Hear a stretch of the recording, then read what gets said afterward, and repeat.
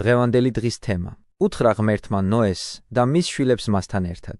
აბა გიდებთ აღთქმას თქვენ და თქვენ შთამომავლობას, ყოველ სულდგმულს, რომელიც კი თქვენთან არის, ფრინველს, პირუტყს, მიწის ყველა მხეთს. გუშინ გესაუბრეთ იმ კურთხევაზე, რომელსაც ნოე ღმერთისგან ეღირსა იმის გამო, რომ კიდობნიდან გამოსულმა სამსხვერპლო აღმართა, სამადლობელი მსხვერპლი შესწირა და ამით გამოხატა თავისი მადლიერება ღმერთის მიმართ. ამის მერე კი ვეღარ გავაგრძელეთ. სიტყვა ვერ აგიხსენით სრულად საკითხავი და ვერ გიჩვენეთ გულმოწყალება და მზრუნველობა, რომელიც კაცთმოყვარე ღმერთმა ამ მართალ კაცს მოუვლინა. რადგანაც სიტყვა მეტისმეტად გაგვიგრძელდა, მისი დასრულება ვიჩქარეთ, რათა საგანთა სიუხვით არ დაგვეტვირთა თქვენი მეხსიერება და იმით კიდევ რის თქმაც შეიძლებოდა, არ გვევნო იმისათვის, რაც უკვე იყო ნათქვამი. ჩვენ ხომ მხოლოდ იმაზე არ ვზრუნავთ, რომ ბევრი ვთქვათ, არამედ იმაზეც, რომ ვთქვათ იმდენი, რამდენის დამახსოვრებასაც შეძლებთ და ამგვარად აქედან სარგებელი წაიყოლოთ. მართლაც და თუ საჭიროზე მეც ვილაპარაკებთ და თქვენ ჩვენი სიტყვებიდან ნაყოფს ვერ მიიღებთ, რა სარგებელს ვნახავთ ამაში?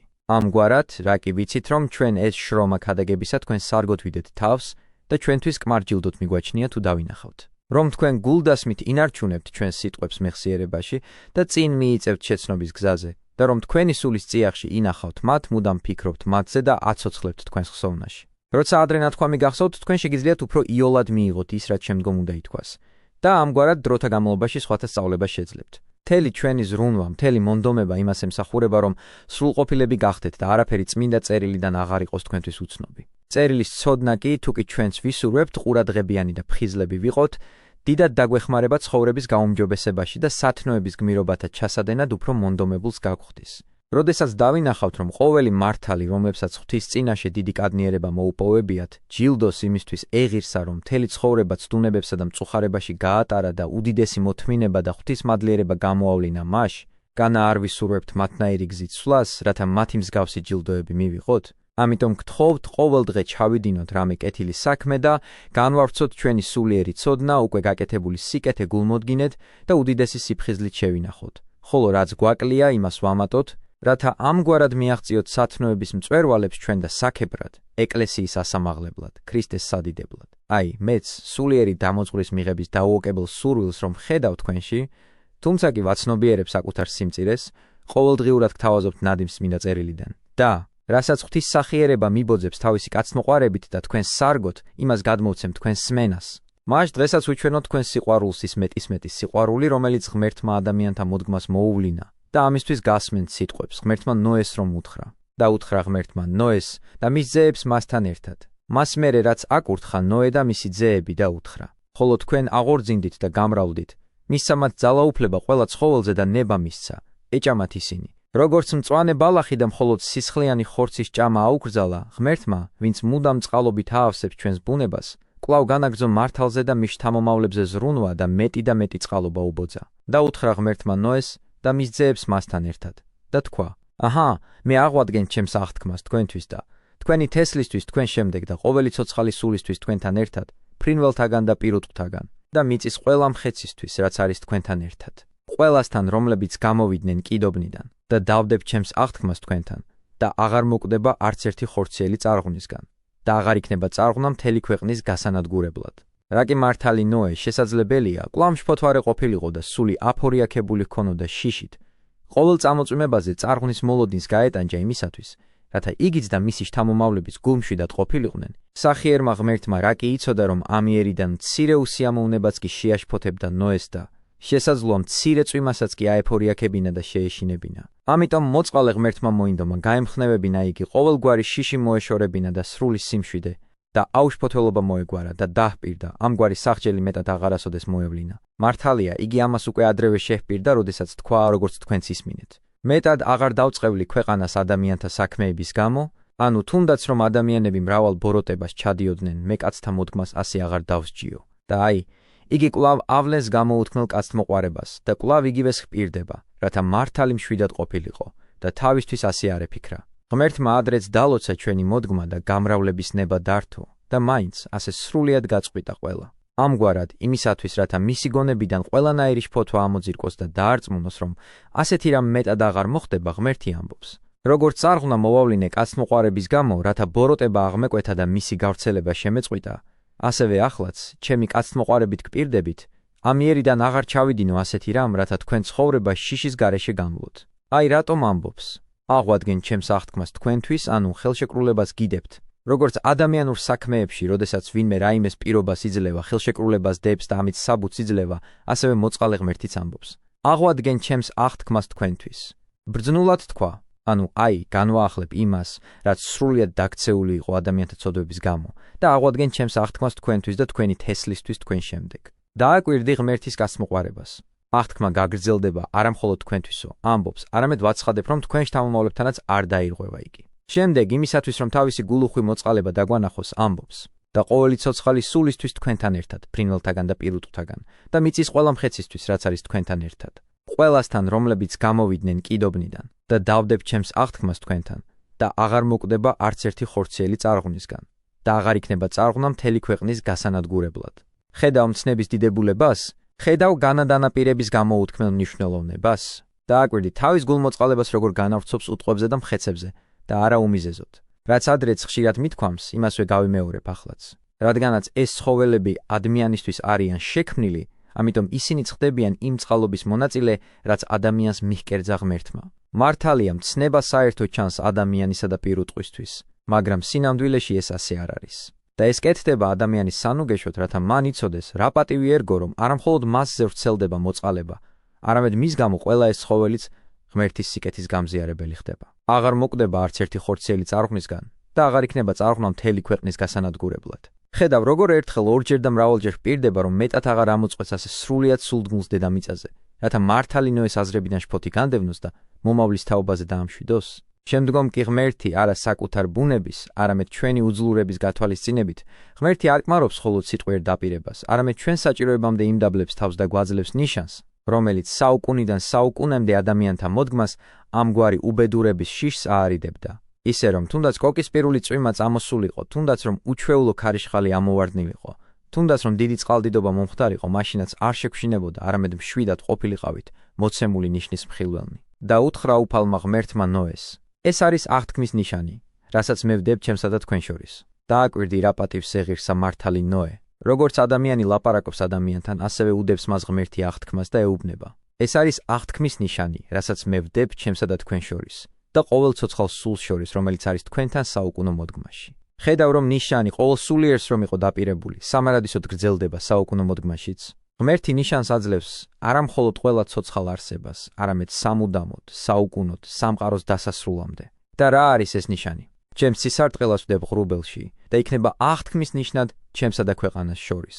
ამგვარად, სიტყვიერი დაპირების მერე ამ ნიშანსაც გაძლევთო, ამბობს ღმერთი, გაძლევთ ცისარტყელას, რომელსაც ღრუბლებზე დაცემული მზის სხივები წარმოშობსო. თუ ჩემი სიტყვა საკმარისი არ არის, მაშ გაძლევთ იმის ნიშანსაც, რომ აწი აღარასოდეს მოგივლენთ ასეთ სასჯელს. ამ ნიშნის დამნახავს უკვე აღარასოდეს აგიტანთ შიში. და იქნება, ამბობს, როცა მოვავლენ მე ღრუბლებს ქვეყანაზე, გამოჩნდება ჩემი ცისარტყელა ღრუბელში და გავიხსენებ ჩემს აღთქმას, რომელიც არის ჩემსა და თქვენ შორის და ყოველ ცოცხალ სულს შორის, ყოველ ხორციელში. რას ამბობ შენ, ნეტარო წინასწარმეტყველო? გავიხსენებ ჩემს აღთქმასო, ამბობს, ამ ჩემს ხელშეკრულებას, პირობას, შეთანხმებას. და ეს არა იმიტომ, რომ ღმერთ შეხსენება ჭირდებოდეს, არამედ რათა ჩვენ ვუცქიროთ ამ ნიშანს და შიში არაფრისა გქონდეს, არამედ მყის გაგვახსენდეს ღვთის აღთქმა და დარწმუნებული ვიყოთ, რომ მსგავს უბედურებას აღარ მივემთხვევით. ხედავ, რა დიდია ღმერთის გულმოწყალება, როგორ ზრუნავს იგი ჩვენს მოდგმაზე, რა კაცთმოყვარებას ამჟღავნებს. და არა იმიტომ, რომ ადამიანებში დაინახა უკვე ცვლილება სიკეთისკენ, არამედ იმისათვის, რომ ამით ჩაგვაგონოს აზრი მისი სახიერების უსაზომო დიდებაზე და აღარ იქნება წყალი წარმღვნელი არც ერთი ხორციელის აღსახოცად. ასეთი წყალდიდობა მეტად აღარ მოხდება. რადგანაც ღმერთმა იცის, რომ ადამიანის ბუნებას შიში აქვს ამისა, ანუ სიკვდილისა, ამიტომ ხშირად იმეორებს დაპირებას, თითქოს ამით ამბობს. თუ როდისმე დაინახავთ თუნდაც კოკისპირულ წვიმას, მაშინაც ნუ გექნებათ უბედურების შიში, რადგანაც აღარ იქნება წყალი წარმღვნელი არც ერთი ხორციელის აღსახოცად. ასეთი წყალდიდობა აღარ დაგატყდებათ, ჩემი ასეთი მრისხანება ადამიანის ბუნებას მეტად აღარ დაატყდება. და იქნება, ამბობს, ჩემი ცისარტყელა ღრუბელში და ვიხილავ საუკუნო აღთქმის გასახსენებლად ჩემსა და ყოველ ცოცხალ სულს, ყოველ ხორციელს შორის, რომელიც არის ქვეყანაზე. დააკვირდი, რა თავმდაბლურ გამონათქვამებს მოიხმარს, რათა ადამიანებს სიმშვიდე და სრული დარწმუნება ჩაუნერგოს. და ვიხილავ საუკუნო აღთქმის გასახსენებლადო, ამბობს. ნუ თუ ხილვა მასში ხსოვნას აღვიძებს, არა, ასე როდი უნდა ვიფიქროთ, არამედ ისე რომ, როცა ამ ნიშანს დავინახავთ, შეგვიძლია მშვიდად დავენდოთ ღმერთის დანაპირებს, რა კი გვეცოდინება, რომ ღმერთის აღთქმები შეუძლებელი არ აღსრულდეს. ნათქვამია. და უთხრა ღმერთმა ნოეს: ეს არის ნიშანი აღთქმისა, რომელიც დავდე ჩემსა და ყოველ ხორციელს შორის, რომელიც არის ქვეყანაზე. შენ მიიღეო ეუბნება ნიშანი პირობისა, რომელიც მიწაზე მყოფ ყოველ ხორციელს დაუდეო. მაშ, ნუ შეშფოთდება შენი სული და ნუ შეგიძრკება გონება, არამედ უცქირი ამ ნიშანს და თავადაც იმედიანად იყავი და დაე, შენი შთამომავლებით სიმშვიდით აივსონ მისგან. ამ ნიშნის დანახვამ დაე დაგარწმუნოს, რომ სამყაროს ასეთი წარღვნა აღარ დაატყდება თავს. თუნდაც რომ გამრავლდეს ადამიანთა ცოდვები, მე შევასრულებ ჩემს დანაპირებს და აწი ყველას აღარ მოუვლენ ასეთ მრისხანებას. ხედავთ განა ღმერთის სახიერების სიჭარბეს? ხედავთ თამდაბლობის სიდიდეს? ხედავთ მზრუნველობის ძალას? ხედავთ დანაპირების უშურველობას? ღმერთმა თავისი მოწყალება არ განავრცო მხოლოდ 2-3 თუ 10 თაობაზე, არამედ დაჰპირდა. სამყაროს აღსასრულამდე დაეცვა იგი, რათა ჩვენ შეგონებათ ქონოდა ერთიცა და მეორეც. ანუ ისიც რომ ნოეს თანამედროვეები მათი მრავალი ცოდვის გამო ასეთ სასჯელს მიემთხვნენ და ისიც რომ ჩვენ ღმერთის გამოუთქმელი სახიერების წყალობით ასეთი აღთქმის ღირსები გავხდით. საღად მოაზროვნეებს ხომ ღმერთის მცნებათა აღსასრულებლად ჯილდო უფრო წააქეზებს ვიდრე სასჯელი. ჩვენც ნუ ვიქნებით უმადურები. თუ ღმერთმა ასეთი წყალობა მოგვანიჭა ჯერ კიდევ მანამდე, სანამ ჩვენ რამე კეთილ საქმეს ჩავიდენდით, ან უკეთ როცა ბევრი რამ ჩავიდინეთ ისეთი, სასჯელს რომ იმსახურებს მას რა სიუხვეს აღარ მოგვივლენს, თუ ადრინდელი სიკეთეების გამო მადლიერებას გამოვხატავთ და უკეთესობისკენ ცვლილება დაგვეტყობა. თუ კი იგი უღირსებს წყალობს და ცოდვილების მიმართ კაცმოყვარებას გამოავლენს, მას რას აღარ ვეღირსებით, თუ ცოდვას განვაგდებთ და სათნოებას შეუდგებით. იგი იმის გამო მოგვივლენს ამდენ წყალობას ჯერ კიდევ მანამდე, სანამ კეთილ საქმეს ჩავიდენდეთ და გვპატიობს, როცა შეგცოდავთ და ცოდვის გამოც დაუყოვნებლად იმიტომ არ გვსჯის, რომ ყოველივე ამით თავისკენ მიგვიზიდოს მოწყალებითაც და მოთმინებითაც. ასევე ხშირად ხდება, რომ მავანთა დასჯით მას სურს ჩააგონოს სხვებს, რომ გონს მოვიდნენ სხვისი უბედურების შემყურენი და თავადაც სასჯელს არ მიეგონ. ხედავ, რა კეთილ შემოქმედია მისი კაცთმოყვარება, მისგან ჩადენილი ყოველი საქმე მხოლოდ ჩვენი ხსნისთვის რომ კეთდება. ვიფიქროთ ამაზე და ნუ ვიქნებით გულგრილნი, აბუჩად ნუ ავიგდებთ სათნოებას და ნუ გადავალთ უფლის მოცემულ კანონებს. თუ ღმერთი დაინახავს, რომ ჩვენ კეთილისკენ მივიდრიკებით, თავმდაბალი ვხდებით და საერთოდ რაიმეს მაინც ვაკეთებთ სათნო ცხოვრებას შესადგომად, მაშინ იგი თავის მხრივაც დაგვეხმარება, ყველაფერს გაგვიოლებს და გაგვიმსუბუქებს და არც კი გვაგრძნობინებს სათნოების გმირობათა სიმძიმეს. მართლაც, როდესაც სული ფიქს ღმერთისკენ მიაპყრობს, მაშინ მას უკვე აღარ აცდუნებს გრძნობად საგანთა დანახვა, არამედ გვერდს აულის ყველაფერ გრძნობადს, ანუ ჩვენ თვალწინ მდებარე საგნებს და ჭრეთს ხორციელ თვალთათვის უხილავ და უცვალებელ საგნებს, მარადიულებს, ერთგვაროვნებსა და ურყევს. ასეთია გონების თვალი. იგი მუდამ ციური საგნების ჭრეტას ესწრაფვის და მათი ბრწყინვალებით განათებული, ამ ცხოვრების საგნებს უცქერის, როგორც აჩრდილსა და სიზმარს, სრულიად არ აცდუნებს და არ იტაცებს ისინი. პირიქით, როგორც კი სიმდიდრე სიხილავს, ბყის აბუჩად იგდებს მას, რა კი იცის, რომ იგი გაქცეულ მონაზე უფრო ცვალებადია, განუწყვეტლივ ერთისგან მეორესთან გარბის და არასოდეს დგება ერთ ადგილას, ამას გარდა უამრავი ზიანი მოაქვს მისი მფლობელისთვის და ასე ვთქვათ, მანკიერების ჯურღმულში ყრის მათ. ან თუ ხორციელ სილამაზეს იხილავს, არც ეს აცდუნებს, რა კი კარგად იცის მისი წარმავალი და ცვალებადი ხასიათი. მაგალითად, ზოგჯერ ავადმყოფობა სრულიად ანადგურებს მთელ სილამაზეს და ავადობის გარეშეც სიბერე ოდესღაც მშვენიერ სახეს უშნოს და მახინჯ სხდის, ბოლოს კი სიკვდილი სრულიად ანადგურებს ხორციელ სილამაზეს. თუ დიდებით და ძალაუფლებით მოცულ სიხილავს ვისმე ისეც, ვისაც პატივის უმაღლეს საფეხურზე შემდგარა და ახლა სრული განცხრომით ტკბება მასაც უცქერის, ვით ადამიანს, ვისაც არაფერი მოეპოვება მყარი და უცვლელი, არამედ იმით გაამაყებულა, რაც მდინარის ნაკადზე უფრო სწრაფად მიედინება. მართლაც და განა რა შეიძლება იყოს ამ ქვეყნიურ დიდებაზე უფრო უმნიშვნელო რამ, თუ იგი მინდვრის ყვავილს ემსგავსება. წმინდა წერილი ამბობს, ბალახია ყოველი ხორციელი და ყოველი დიდება მისი მინდვრის ყვავილი. ხედავთ საყვარლებო, რა სწორად ხედავს რწმენის თვალი, როცა სული ღმერთისკენ მიისწრაფვის. ხედავთ განა, რომ მისი მოტყუება აღარაფერს შეუძლია, არამედ სწორად განსჯიან საგნებს და არაფრით სდუმდებიან. თუმცა თუ გსურთ, კვლავ საუბრის საგანს დაუბრუნდეთ, მცირედსაც შემოგთავაზებთ და შევწყვიტოთ სწავლება, რათა ნათქვამი ხსოვნაში ჩაგრჩეთ. საღვთო წერილი მას მერე, რაც ღვთიურ ნიშანზე თხრობას დაასრულებს, მოისურვებს, კიდევ შეგვატყობინოს მართალი ნოესა და მისი ძეების შესახებ და ამბობს: და იყვნენ ნოეს ძეები, რომლებიც გამოვიდნენ კიდობნიდან. სემი, ქამი, იაფეთი. ქამი იყო ქანაანის მამა. ეს სამნი არიან ნოეს ძეები. მათგან გავრცელდნენ მთელს ქვეყანაზე. აქ შეიძლება ვიკითხოთ, წმინდა წერილმა ნოეს სამი ძე რომ ახსენა, რაც დაურთო, ქამი იყო ქანაანის მამაო? ნუ იფიქრებთ, გეთაყვა თითქოს და ეს უმიზნოდ იყოს დართული. საღვთო წერილში არაფერია ისეთი, რაც უმიზნოდ იქნებოდა ნათქვამი და უდიდეს სარგებელს არ მოგვიტანდა. მაშ, რატომ არის აღნიშნული და დამატებული? ქამი იყო ქანაანის მამა? წერილს ამით სურს გვიჩვენოს ქამის უკიდურესი თავშეუკავებლობა, ის რომ ვერც ესოდენ დიდმა უბედურებამ, ვერც კიდობანში ესოდენ ვიწრო ცხოვრებამ ვერ მოთოკა იგი, არამედ მაშინ, როცა მის უფროს ძმას ჯერაც არ ჰყავდა შვილები, იგი ღმერთის ასეთი მრისხანების ჟამს, როცა მთელი მსოფლიო იღუპებოდა, თავშეუკავებლობას მიეცა და ვერ ალაგმა თავის დაუოკებელი ჟინი, არამედ უკვე მაშინ და ასე ნაადრევად გამოიჩინა მანკიერი მიდრეკილებები. და რა კი ცოტა ხნის მერე მისგან მამის შეურაცხყოფის გამო მისი ძე ქანაანი უნდა დაწყევლილიყო, წმინდა წერილი წინ უკვე გვიჩვენებს და გვამცნობს ძის სახელსაც და მამის თავშეუკავებლობასაც, რათა შენ, როდესაც დაინახავ, რომ მან უდიდესი უპატივცემულობა გამოავლინა მშობლის მიმართ, იცოდე, რომ იგი უკვე მანამდეც ასეთი იყო და უბედურებამაც კი ვერ მოიყვანა გონს. მართლაც და ასეთ უბედურებას შეეძლო სრულიად აელაგმა ავხორცული ჟინი და საერთოდაც არაფერი ისე არ აქრობს ამ ალს და ამ სიშლეგეს, როგორც ძლიერი მწუხარება და დიდი უბედურება. შესაბამისად, იგი ვინც ესოდენ დიდი უბედურების დროსაც ასეთ დაუოკებელ ნებიანობას იჩენს, რა პატიება შეიძლება ეღირსოს. მაგრამ აქ წარმოგვიდგება კიდევ სხვა, ესოდენ ცნობილი და ყველგან გამეორებული საკითხი. მამის ცოდვის გამო ძე რად ხდება დაწყევლილი. თუმცა იმისათვის, რომ ახლა მეტისმეტად არ გაგვიგრძელდეს სიტყვა, ეს საკითხი სხვა დროისთვის გადავდოთ და როცა მივადგებით იმ ადგილს, სადაც ამაზეა საუბარი, მაშინ შემოგთავაზებთ იმ გადაწყვეტილებას, რასაც ღმერთი ჩაგვაგონებს. საღვთო წერილში, როგორც უკვე მოგახსენებდით, არაფერია ისეთი, რაც უსაფუძვლოდ და უმიზეზოდ იქნებოდა ნათქვამი.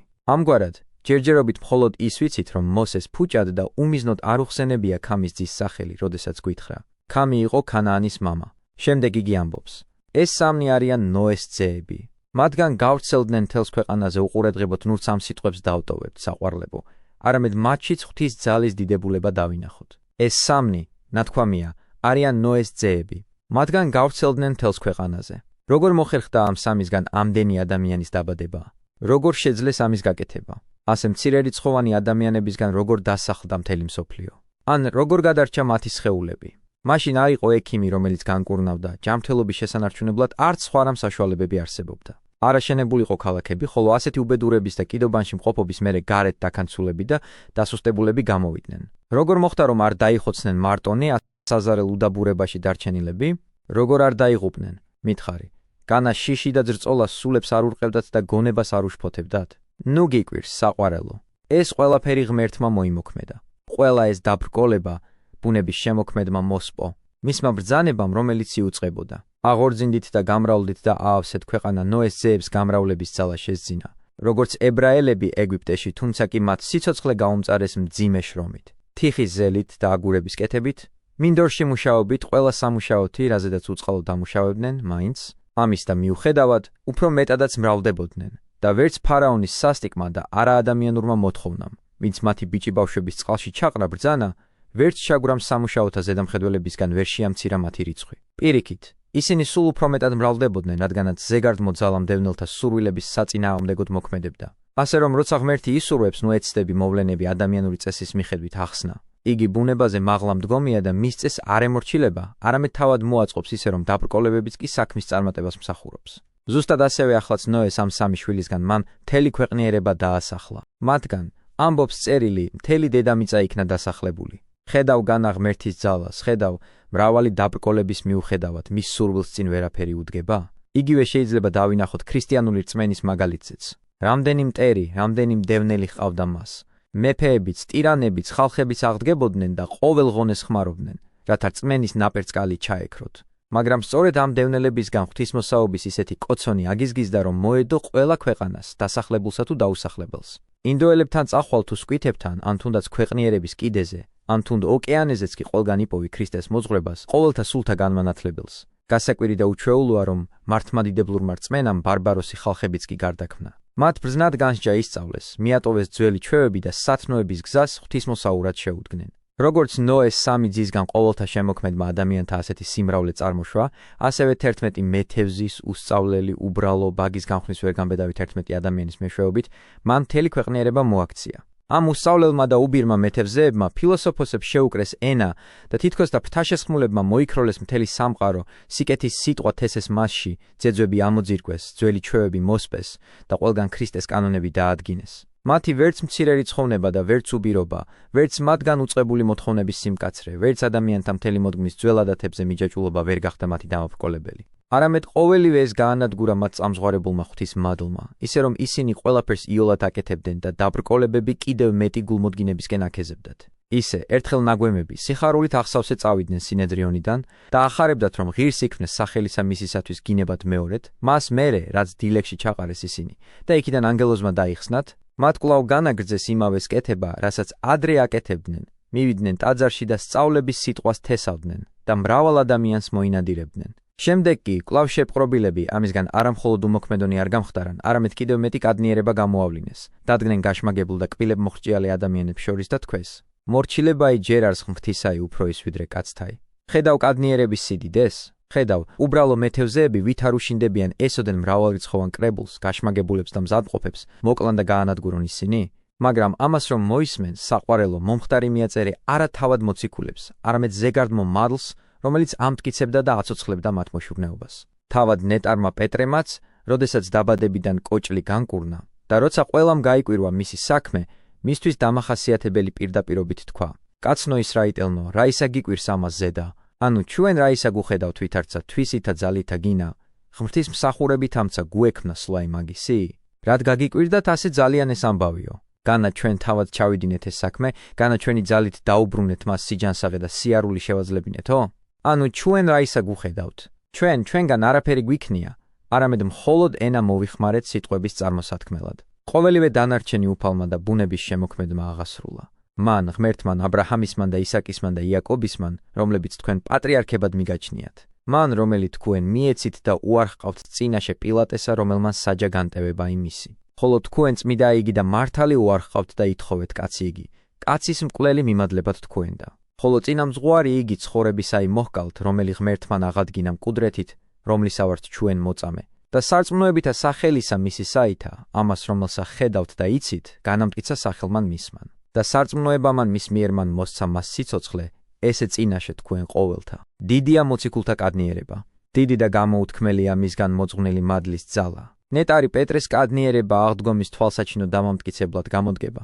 მართლაც და სხვა რა ნიშანი უნდა მოითხოვო, როდესაც იგი, ვინც ჯვარცმამდე უბრალო მოახლისგან გაგონილ მუქარას ვერ უდგებოდა, ახლა მთელ იუდეველ ხალხს უპირისპირდება, ასეთი კადნიერებით ჩნდება აბორგებული ბრბოს წინაშე და ეუბნება სიტყვებს, რომლითაც შეიძლება მეტადაც გააძლიეროს მისი მძვინვარება.